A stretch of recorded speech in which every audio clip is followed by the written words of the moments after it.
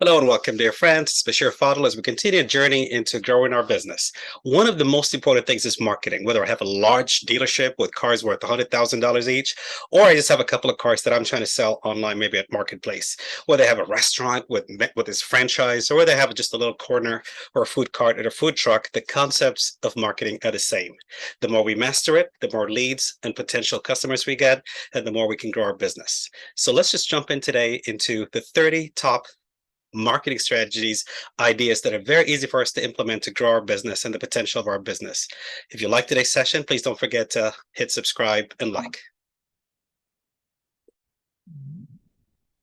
Before we start talking about those strategies, just a quick point that we're going to make here about there's a lady, an amazing lady, genius when it comes to marketing, regardless of whether we like her product or not. Late 80s, early 90s, she called up a company called Power Walk that had some walking kind of like treadmills and different kind of devices. Not known, not famous at all. Nobody heard about it. And she's like, I think I can help you guys market. I think I have a great idea. And they're like, why do you think so? Well, she said, my husband just won the Olympics. He was an amazing runner and that I'm into fitness. So I could help you market your product. Sure enough, she signs a contract, her and her husband, and they're able to help Power Walk sell hundreds of thousands worth of product in a very short time. And from that day, she said, I'm going to dedicate all my effort and my family into marketing. In case you haven't guessed it, her name was at the Kris Jenner, also known as Kris Kardashian, and Bruce Jenner, of course, her husband at the time. Long story short, a few years later, one of her daughters, Kim Kardashian, today is worth over $1.8 billion. One of her other daughters is the youngest. I think she was 18 and 19 when she became a billionaire. So marketing does work. Now let's go ahead and start with a couple of things. The first thing that you want to use while you're marketing is the word sale or the word discount. About 2012, 2013, JCPenney's had a new CEO, and that CEO had a brilliant idea. The brilliant idea is that instead of every couple of weeks putting the word sale or discount, why don't we just always have the lowest prices? So we're going to remove the word sale and discount and never put it up there. We're just always going to have the lowest prices. And about 6 months later, they started closing store after store and lost their customers. Why? Because when I see the word sale or the word discount, I think I'm smart. I think I'm bargaining. I think, this is a challenge that I want. I'm going to save, 10%, 5%, 7%. But when I find a price, people are not attracted to that. So lesson learned from JCPenney, they had to close a lot of stores for deleting the word sale or discount. You always want to throw that word as much as you can in your product and your marketing. Number two is coupons. Coupons are very, very important. As you know, there's TV shows on YouTube channels called extreme couponing. People love coupons. There's companies worth hundreds of millions, such as Groupon, that are built on just simply coupons and selling coupons and providing coupons. So if you can create coupons for your product, you're going to help sell more. You can put it on papers. You can put it through emails, through a website where people could communicate and email it to them. But invest on couponing. People feel good when they can save. Next is repeated business. A great thing that we could do is get that customer back in again. If you just came into my place to get an oil change, I'm going to give you a coupon that next time you come in, you're going to have $5 off. Chances are you can go to any other mechanic. I'm not the best mechanic out there, but if you got a coupon that's going to save you a couple of dollars with me, most probably you're going to come back to me. So repeated business, you always want to find ways to get that repeated customer back as you're marketing. Next is partnership. One thing that's going to help us grow, especially if we're a smaller business, is partner with bigger businesses. There's a lady that sells jewelry. A lot of it is handcrafted, very simple, very cheap, a very small business. She's just starting a product. She doesn't have a store, doesn't have a website. So she goes to a larger jewelry store and partners up with them and says, do you mind if I come in this weekend? You guys can get 10, 20% of my profits, or you can, I'll pay you something per day. Can I? And they said, sure enough, come in. So it wasn't hurting them. It was actually getting them more customers, and it was helping her because she was getting all the customers and they were happy because they were getting paid and more customers. So a lot of times you can go to a bigger store. A lot of times I have friends that, for example, cook very good food, but they don't have enough money to start their own restaurant. I say partner up with restaurants. And it worked out very good for a lot of them as they go to people and say, do you mind if I use your kitchen and I can pay you per day or whatever I sell of product with your restaurant on your menu? You make a certain percentage out of it. Sure enough, they have a good product, good food, they make a percentage or pay them something. So always think of partnering with other people. Yes, they could be much larger. It could be intimidating, but hey, you can make more money and put more money in your pocket. Next is a loyalty program. People love it when there's loyalty. Remember when I was in college, there was a certain store that I went to get milk. every so many days, because if you had nine stamps of buying milk for them, you got the 10th one for free. I used to love to go to Subway because if you had 10 stamps, which made you about, well, nine sandwiches, you got the 10th one for free as well. So I was addicted to that store to get my groceries and especially the milk, and to Subway to get my sandwiches. So loyalty programs works. I travel a lot, on a regular basis. Every couple of weeks, I'm traveling somewhere, sometimes even more. But I fly with a certain airline, not because I think they're the best, but because I have a loyalty program with them. When it's time to get to the plane and departure, I'm called on as the first person because I'm part of that loyalty program. I get one of my bags in for free, and so people love loyalty. They love to feel special. So when people are buying your product, let them know if they buy X amount of dollars, that they get a certain level, they get a certain kind of respect, and people appreciate that. Next is what we call cross-sell and upsell. And those are two very important marketing concepts. Let's start with upsell. As you can see, there's the burgers. On the right side, we have the red French fries. On the left side, we have another package. So let's talk about the right side, the two fries, upsell. Upsell means somebody comes in to buy a small fries from my store, from my restaurant, French fries. So what I'm going to do is ask them, hey, for an extra 10 cents, do you want to, make that a larger size, upsize that? And more than likely, someone's not going to think about it, but they hear it's 10 cents and it's like, oh, there's a bargain right there. Sure, I'll go with the large one. I know I'm not going to eat even the small one. I'm not going to eat all of it, but when I hear that, just for 10 cents, you could do this, it makes me feel that I'm victorious. I'm winning something. So marketing, if you're trying to sell, 5 feet or something, tell them 6 feet is whatever. If you try to sell a product, see if you can sell more of it or upscale it. For that, if you're trying to sell a car, there's an XL, why not set a GL, for example? And then there's another concept called cross-selling. Cross-selling means if I'm selling you a product, how about selling you another product along with it? So I go on a drive-through and I order a burger, and they say, well, for an extra 10 cents, you can also get fries. I don't want fries, but for extra 10 cents, sure, I'll get it. And you'll get a Coke for it. You can get a Coke for another 10 cents. Well, I already have Coke at home. I don't need it. But when I feel that I'm bargaining or saving, I don't mind paying that extra 10 cents. So you could try and sell, if it's a product, upsell, sell more in that sense of the product itself, a larger size or more quantity of it, or cross-sell, which means if you're selling product A, trying to see if you can combine it with B, C, and D and make them feel like they're getting a bargain as part of your marketing strategy. Next is special times. They are special occasions. So yes, you could market, but then always target those special occasions. If you have school products, there's back to school. There's, right after Christmas when people are going back to school at the second time, and there's discounts and days where they don't have to pay taxes. Invest there. There's certain foods. If you're into a restaurant, people like to eat around Thanksgiving, around Christmas, around Eid, around Hanukkah, whatever the occasion is. There's special times that people like to wear certain things and eat certain things and dress a certain way and buy certain products. So try and see what the calendar looks like and plan ahead so you can have certain promotions at those times. Next is build relationships. A lot of people think marketing is just putting a flyer out there or putting an ad out there and just forgetting about it. A big component of a successful marketing campaign is building relationships with people. You want them to feel like you're volunteering, you're donating, you're mentoring, you're helping.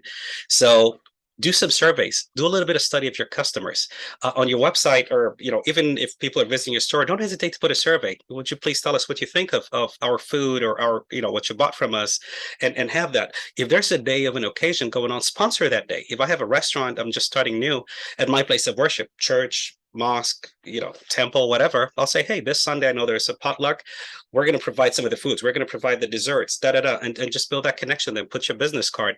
If there's a program where you could mentor someone, and a younger entrepreneur, don't hesitate to do it. If you can donate on behalf of your business, do that. So marketing is not just about that one contact, that one flyer, that one email, but more importantly, you wanted the repeated business. So the best way to do that is by building relationships and connecting to people. Next is as an expert, be the expert. Back in the day, a few years ago, people thought advertisement meant just going on there and saying, hey, we have this product, we're the best. Today, a lot of people, especially in social media, don't do that. They come in as experts. As a doctor, I don't say I have the best clinic in town, come and visit my clinic. I come in and say, well, there's a big problem nowadays with heart blood pressure, and a lot of people are having high blood pressure and hypertension, and if you eat this food and if you eat that food, and if you have any more questions, visit our website or call me at this number or email me for more information. So I show you that I'm an expert, and then I give you my contact information. So whatever it is, maybe you're selling beauty products. Well, beauty products, this is how you use it. This is how you apply it. This is the different, shades and everything that goes along with it. And if you have more information, don't hesitate to contact us at this number. So coming across as an expert has proven to be one of the best ways to market. Now, another thing is get involved in local events. There's a lot of events that are going on. Maybe I have I'm starting to sell some food. There's a lot of barbecue roundups around the summertime, and I can go and sell and be involved in the city events or a farmers market. There's a lot of competitions that are going on with entrepreneur groups in almost every single city that's out there. There's incubators that are out there to support every business that's out there. Look it up, Google up all the different events that they have and programs that they have. Sometimes they have some competitions. Run for that competition. If you win, you win. And if you don't win, you won connections. You built that connections. You built prospective clients and businesses, basically your leads, which is the most important thing that you want to get out of a marketing campaign. Next is commission-based marketing. I have a product. I have this cell phone. I want to sell it for $100. I buy it for $80 and I sell it for $100. So each phone that I sell, I make $20. The number of friends that I have are 10 people. So I can sell it up to 10 people. I make a profit of 20. So my maximum profit is $200. However, I can call on you, Michael, John, Sarah, whatever, and say, how about I give you this phone for $90 and you sell it and you make $10? So now every time you sell it, I'm going to make $10 off of you because it's $80. I'm giving it to you for $90. So I'm making $10 every time you sell it. And then you're making $10. So yes, I've cut down into my profit, but then I'm going to make a lot more because now instead of just me selling to the 10 people that I know, I can have an army of people marketing and selling for me. It's each one making, I have 10 people out there. Everybody has 10 people. So instead of, now I can make $1,000 instead of $200 because my potential has just grown exponentially. So invest on people that can do your marketing for you, such as influencers, people online, or actual people that, enjoy your product and want to make a couple of dollars as well. Next is special places. Whatever product we're selling, there's always programs that are going around. Maybe there's a mall that has a day that's open for local businesses. Maybe there's a farmer market. Maybe there's whatever that location is, whatever that event is. Maybe downtown, they have some kind of a program that's going on. Look up your city, search out the different areas that are out there, call them up if you need to, and you're going to find out that there's always some kind of event. All cities usually want more local business to grow and succeed. Next is what we call lead generation. It's a lengthy concept. We're not going to get into it too much, but the whole idea is we want to generate leads. We want to generate prospective clients, customers. And the best way to do that is, and we're going to talk about it here in a minute, is reaching out to the internet, reaching out through emails, reaching out through Facebook, reaching out through, actual contacts and surveys and filling out forms. And just, that's the whole idea of marketing, is to be able to generate leads. But what a lot of people don't realize is we can acquire leads. We can buy leads. A lot of people don't realize you can do that. So let's say I'm a real estate agent and I'm trying to sell homes. I only have 100 friends. Out of the 100 friends that I have, I only have 3 friends that want to buy homes. Out of the 3, there's probably just 1 who's going to buy a home through me. Other than that, I'm just going to be putting ads and paying for ads and ads. What I don't realize is if I want to sell homes, I can actually go to Zillow.com or realtor.com and say, hey, I need 1,000 people in my city that sign up with you. I want their names, cell phone numbers, and emails, and they will sell you that information for X amount of dollars. I have a travel agency. I have 100 friends. Maybe 3 of them are traveling, and maybe 1 of them will buy a ticket from me. What I can do is actually call Priceline or Hotwire or Expedia.com and say, hey, I want to buy some leads. And they will sell me 1,000 of their customers' names for a few $100s. And then I call them and I can make a lot more sales. So whatever your business is, you can actually buy leads. You can actually buy the names of customers of other companies, maybe sometimes even the electric company or the gas company. You'll be surprised. But this is something that you could actually do. Next is what we call lead nurturing. So leads are prospective customers, people that could be your customers. A lot of times, if they don't buy today, we just delete them out. And what we don't realize is, no, keep that information and try and nurture that relationship. In other words, suppose somebody comes up to me and wants to buy a home. And you need a credit score of 700 to be able to buy a home. And their credit score is 500. What do? Just say goodbye, done? No. I can stay in contact with them, and for the next 3 or 4 months, regularly email them. Here's where you can go to kind of clean up your credit and make sure you bring it up. And where is it now? 550, it's up to 600. Okay, very good. Well, you need to do this and do that. And there's different homes in the market. So I keep that lead warm. until they reach that 700 point. And now they have that loyalty with me and friendship with me that it's easy for me to sell them, or I'll be the first realtor they wanted to get in touch with. So you can always build relationships. Just because they're not ready at this point or qualified at this point, nurture that relationship. You'll be surprised.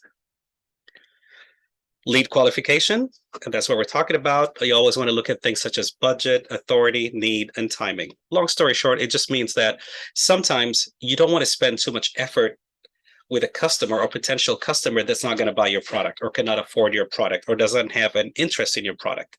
Just because somebody comes into, I sell Rolls Royce. And just because this person comes in that works at the place making $5 an hour and has a terrible credit, comes in every day and wants to test drive the Rolls Royce and seems very interested, doesn't mean that I spend a lot of time with that person as a customer, because there's no way he can buy that car. Rather, invest that time in try to market and target more the people that would buy that car. So it's called lead qualification. It's kind of a science, so it makes it easy for us. Next is what we call lead enrichment. And this is especially for, once you establish that business and you're growing your business, you can actually add supplemental information about other businesses. So suppose I have a company called Bashir. I can go into Sales Navigator, LinkedIn Sales Navigator, or something called Zoom Info, and find out more about that person or more about the company and the different departments within the company and how much their revenue is and their contact information and their organizational chart from websites such as Zoom Info or LexisNexis or such as LinkedIn Sales Navigator. So there's a lot of more information we can get about our customers readily there to buy. Now, promotional products. There's a lot of websites such as Vistaprint. So what Vistaprint and a lot of those websites do, they allow us to do all of our marketing material, physical material. So if I need a business card, if I need stickers with my business name, if I need shirts and T-shirts, either promotional or for my employees and staff, if I need flyers, if I need all of those different things, there's websites out there where you can go in and design it under 5 minutes, have it printed and mailed out to you.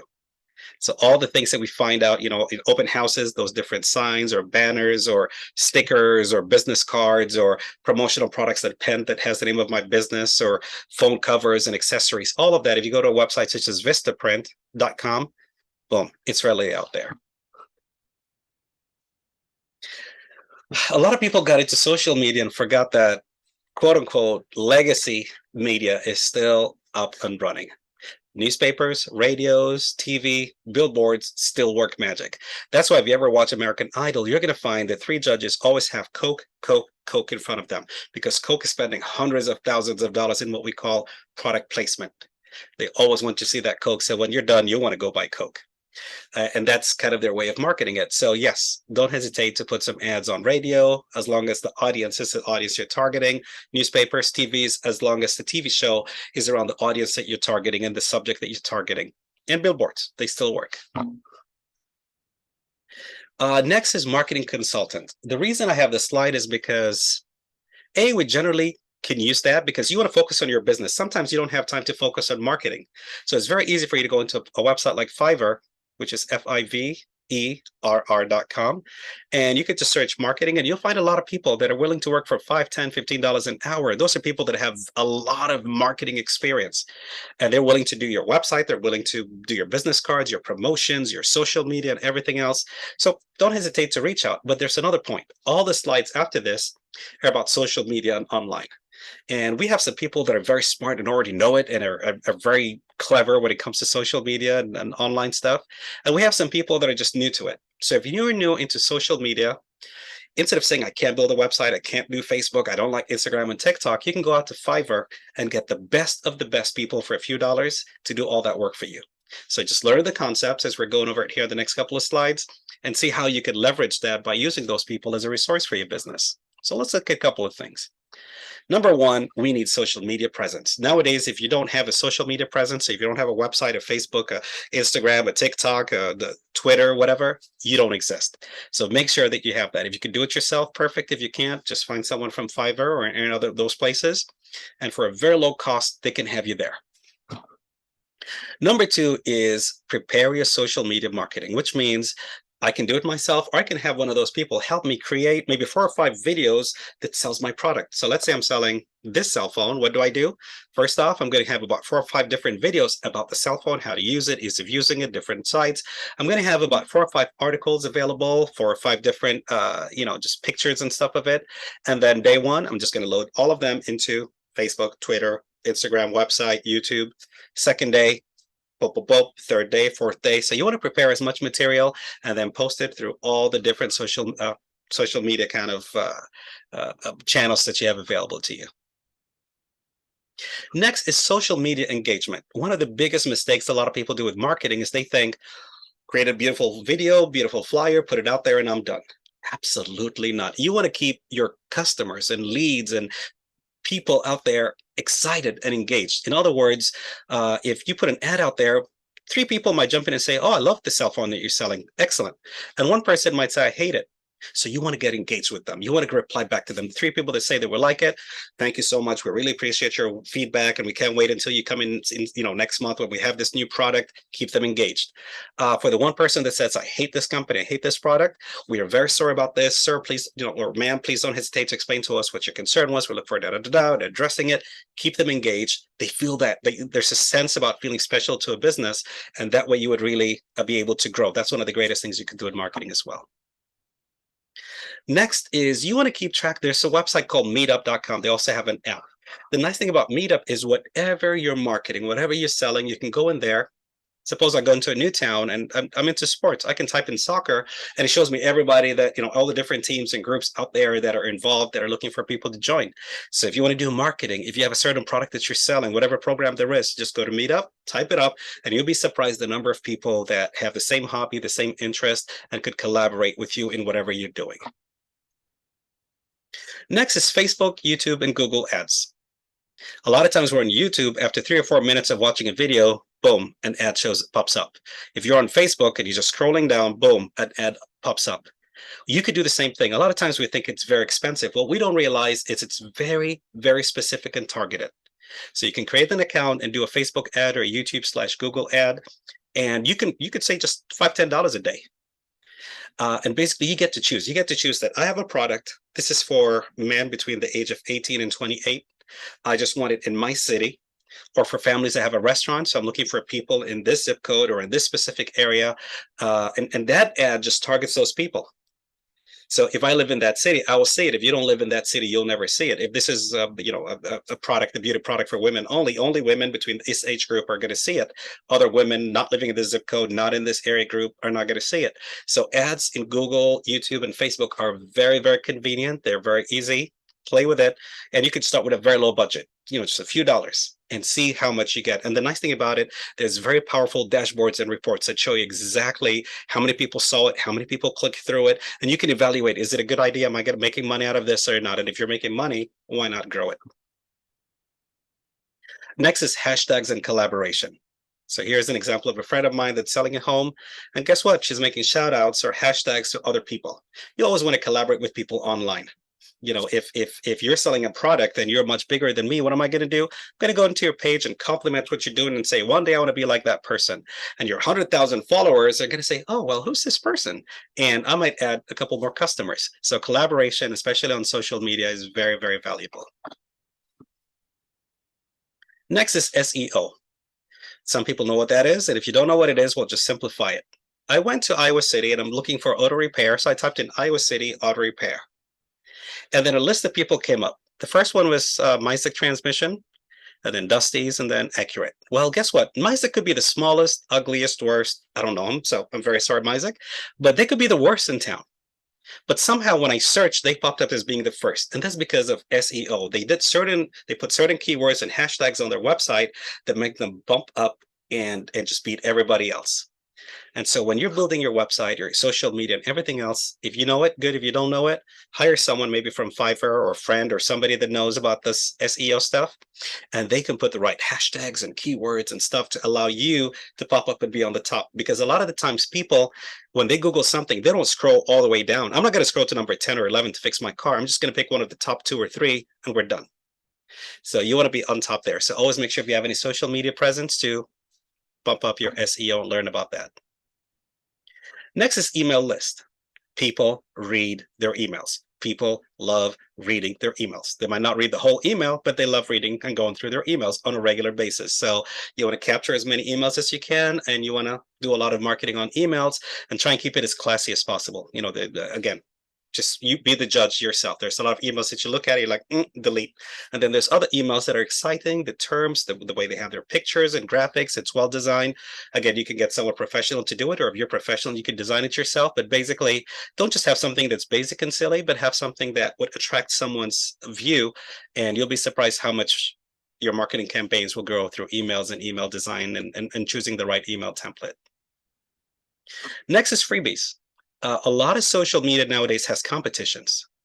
The first person to do this, or the first person to help us do this, or if you do this, you're going to win a gift card, for $15 from Macy's or from this store. So on my channel right now, if I was to put, the first person to implement, 2 or 3 of those strategies and show us that they win a $25, guess what? The response is going to be greater. People are going to do it, and I'm going to have that feedback back. I can grow kind of the loyalty, the product that I'm selling, whatever that product is. So don't hesitate on your Facebook, on your pages, whatever. Again, do it wisely. Don't just put $1 million out there, but put something out there that's profitable for you, but also allowing you to kind of get more customers. Next is brand reputation. True story, I had to say it, but around the same time I was playing soccer, I bought shoes for about $10 from Payless, and I bought shoes from Nike for $100. I had a shoe for $100, a shoe from Payless for $10. 6 months later, my Nike tore apart. I could not play with it. I had to throw it away. Payless, 4 years later, alive and kicking. However, I'm embarrassed to tell people that I bought a shoe from Payless, even though it stayed for 4 years and was good and I played soccer with it. But I can tell everybody that I bought the shoe from Nike, even though it didn't last 6 months with me. Not anything against Nike, just it didn't last 6 months with me. That specific one for $100. Why? Because Nike has brand reputation. We are the best when it comes to sports gear, or Adidas, whatever your preference is. But basically, that's what you want with your product. When you're marketing, don't just talk about cheap prices and think that price is everything. Not everybody goes to eat out cheap, pizza or cheap burgers. Some people go and spend, instead of a couple of dollars on a burger, they spend $15, $20 because they're looking for quality brand. We heard that this restaurant is the best. So as you're marketing, don't just market to the money that you're saving money, but also market to brand reputation, that we have the best taste, best quality, best this, best that. People are also very much attracted by quality. Next is online stores. And by online stores, we're not talking about your website. We're talking about if you're trying to sell a product. A lot of people don't realize that you can list your product on Walmart.com. You can list your product at Target.com. You can list your product at eBay.com. You can list it at Amazon.com. All you have to do is search it. I mean, the lady below, man, made hundreds of thousands of dollars selling at Target.com some cookies. So whatever your product is, take the time, follow the process. It's a simple process. And again, if you don't have the time, you can go to all of those consultants out there, as in Fiverr or Upwork.com, and pay them a few dollars, and they can help you go through that process. And they'll do it for you. All I have to do is just sign a couple of papers, and before you know it, it's done. Make sure you choose the right person to help you through it, but it's something that you can do. And before you know it, your product is out at Amazon.com, it's out at eBay.com, it's out at Walmart.com, it's out at Target.com, and now you have a much bigger audience and prospective customers for your product. Make sure to always collect your customer feedback. After you've done all those different marketing strategies and used it and implemented it, there's nothing more valuable than their honest feedback, where they're going to come back and tell you, you know what, that email that you sent is what made us know about your product, and this is what you like about your product. Or, I'm getting too many emails from you guys. There's a lot of companies, I have a lot of friends that have businesses that are bombarding me with emails. And because they're my friends, I let them send the emails. But in reality, if they ask me for feedback, I'm going to tell them, can you stop? Just send me once a quarter, not like every week. I really don't need that, So again, feedback is very important to kind of gear up and kind of see what can I tweak about my marketing. Generally, we wish you guys the best with your marketing strategies. It's Bashir. I hope you guys subscribe and like this. I'm looking forward to seeing you. Best of luck with your business. Thank you for your time.